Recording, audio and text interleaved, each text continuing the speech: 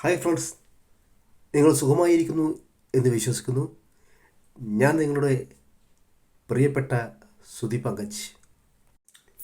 വിജയിക്കുവാൻ ഞാൻ എടുത്തിട്ടുള്ള തീരുമാനത്തിന് കരുത്തുണ്ടെങ്കിൽ പരാജയം ഒരിക്കലും എന്നെ പിന്തള്ളുകയില്ല. ഇത് ഞാൻ പറഞ്ഞ വാക്കുകളല്ല കേട്ടോ. നമ്മുടെ പ്രിയപ്പെട്ട ഇന്ത്യയുടെ 11ാമത് രാഷ്ട്രപതിയായിരുന്ന മിസൈൽ സാങ്കേതിക വിദഗ്ധനായ എഞ്ചിനീയറുമായ പ്രശസ്ത വ്യക്തി അബ്ദുൽ കലാം സാർ പറഞ്ഞ വാക്കുകളാണിത്. ഒരാൾക്ക് 40,000-ത്തിലധികം നെഗറ്റീവ് പ്രോഗ്രാമുകൾ അയാളുടെ ഉപബോധ മനസ്സിൽ ഉണ്ടാകും. അതിൽ മിക്കതും വിശ്വാസങ്ങളും മനോഭാവങ്ങളും രൂപത്തിൽ അയാൾക്കെതിരെ പ്രവർത്തിക്കുന്നതുകൊണ്ടാണ് അയാൾക്ക് വിജയിക്കാനാവാതെ പോകുന്നത്. മറ്റുള്ളവർ നമ്മളോട് പറയുന്ന പല വാക്കുകൾ, നീ അത് ഏറ്റെടുത്താൽ ശരിയാവില്ല, നീ നന്നാവില്ല, നീ ഗുണം പിടിക്കില്ല, നീ അത് ചെയ്താൽ പരാജയപ്പെടും, ഇത് ചെയ്താൽ പരാജയപ്പെടും എന്നീ വാക്കുകളാണ് നമ്മുടെ ഉപബോധ മനസ്സിനുള്ളിൽ കിടന്ന് എപ്പോഴും നമ്മളോട് പറഞ്ഞുകൊണ്ടേയിരിക്കുക. ഇതിൽ നിന്നൊക്കെ രക്ഷപ്പെടാനും നമ്മുടെ ജീവിത പുരോഗതി കൈവരിക്കാനും നമ്മൾ ചെയ്യേണ്ടത് മറ്റുള്ളവർക്ക് നമ്മളുടെ മനസ്സ് പ്രോഗ്രാം ചെയ്യാനുള്ള അവസരം ഒരിക്കലും നൽകാതിരിക്കുക. മൈ ഡിയർ ഫ്രണ്ട്സ്, മറ്റുള്ളവർക്ക് നമ്മുടെ മനസ്സ് പ്രോഗ്രാം ചെയ്യുന്നതിന് പകരമായി നമ്മൾ സ്വയം നമ്മുടെ മനസ്സ് പ്രോഗ്രാം ചെയ്തു വെക്കുക. ഇത്തരം അറിവുകൾ നിങ്ങളോട് പങ്കിടാനാണ് ഇന്നത്തെ വീഡിയോയിലൂടെ ഞാൻ ശ്രമിക്കുന്നത്. തീർച്ചയായിട്ടും നിങ്ങൾ എൻ്റെ ഈ ചാനലുകൾ ആദ്യമായിട്ട് കാണുന്നുണ്ടെങ്കിൽ സബ്സ്ക്രൈബ് ചെയ്യുക, ലൈക്ക് എടുക്കുക, കമൻറ്റ് ചെയ്യുക. അതിനായി നാം ഓരോരുത്തരും ചെയ്യേണ്ട ഒന്നാമത്തെ കാര്യം ഒരു വലിയ ആഗ്രഹത്തിന് മനസ്സിൽ രൂപം കൊടുക്കുക എന്നതാണ്.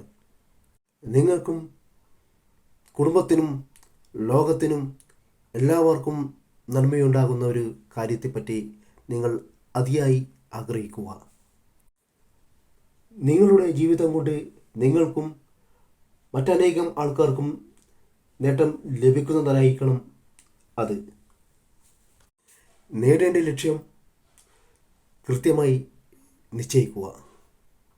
ശുഭകരവും പ്രായോഗികവും സമയബന്ധിതവുമായി കൃത്യമായി നിശ്ചയിക്കപ്പെട്ടതും മാറ്റങ്ങൾ നമുക്ക് വരുത്താൻ പറ്റുന്നതുമായ ലക്ഷ്യങ്ങൾ നമ്മൾ ആദ്യം തന്നെ നിശ്ചയിക്കുക എന്നതാണ് ഇതിൻ്റെ രണ്ടാമത്തെ ഘട്ടം. നിങ്ങളുടെ ഇനിയുള്ള ജീവിതത്തിന് അർത്ഥം നൽകുന്നത് ഈ ലക്ഷ്യമായിരിക്കണം. മൂന്നാമത്തെ ഘട്ടം എന്ന് പറഞ്ഞാൽ അത് നമ്മൾ ഈ ലക്ഷ്യത്തിൽ നമുക്ക് പൂർണ്ണ വിശ്വാസമുണ്ടായിരിക്കണം.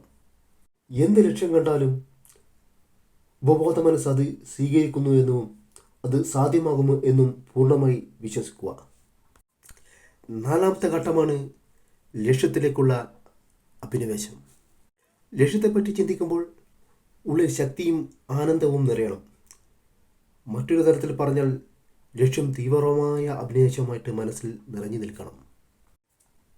അഞ്ചാമത്തെ ഘട്ടം ലക്ഷ്യം മനസ്സിൽ ചിത്രങ്ങളായിട്ട് ദർശിക്കുക. ഒരു ചെറു സിനിമ കാണുന്ന പോലെ നമ്മുടെ ലക്ഷ്യത്തെ ദൃശ്യവൽക്കരിക്കേണ്ടതുണ്ട്. മനസ്സിൻ്റെ തിരശ്ശീലയിൽ നമ്മൾ ഈ ചെറു സിനിമ കാണുന്ന പോലെ അല്ലെങ്കിൽ ഈ ഒരു സൗന്ദര്യമായ കാര്യങ്ങൾ നമ്മൾ നിറവേറ്റുന്നതായിട്ട് നമ്മൾ മനസ്സിലെപ്പോഴെങ്കിലും കണ്ടു രസിക്കുക. ആറാമത്തെ ഘട്ടം ദൃഢമായ പ്രതിജ്ഞാവാചകങ്ങൾ നമ്മൾ പറയുന്നത് നല്ലതാണ്. സ്വയം കൽപ്പനകൾ നൽകുന്നത് മനസ്സിലെ അശുഭകരമായ കാര്യങ്ങൾ അല്ലെങ്കിൽ അത്തരം ചിന്തകൾ ഒഴിവാക്കുവാനും ആത്മവിശ്വാസം വർദ്ധിപ്പിക്കാനും നല്ലതാണ്.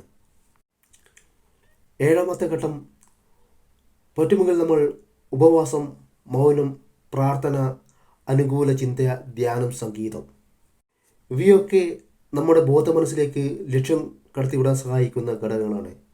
ഇവ ലക്ഷ്യത്തിലേക്കുള്ള യാത്രയുടെ വേഗം വർദ്ധിപ്പിക്കുന്നു. ആഗ്രഹിക്കുന്നത് ലഭിക്കും എന്ന് ഉറച്ചു വിശ്വസിക്കുക. ഇങ്ങനെ വിശ്വസിക്കുമ്പോൾ മനസ്സ് ആ രീതിയിൽ പ്രോഗ്രാം ചെയ്യപ്പെടുന്നു. അങ്ങനെ പ്രവർത്തിക്കാൻ മനസ്സ് സന്നദ്ധമാക്കുകയും ചെയ്യുന്നു. മനസ്സും ഹൃദയവും ദൃഢസങ്കല്പവും എപ്പോഴാണ് പൊരുത്തപ്പെട്ട് യോജിക്കുന്നത് അപ്പോൾ അസാധ്യമായി മനുഷ്യന് ഒന്നുമില്ല. ഇത് ഋഗ്വേദത്തിലെ വാക്കുകളാണ്. Thank you all.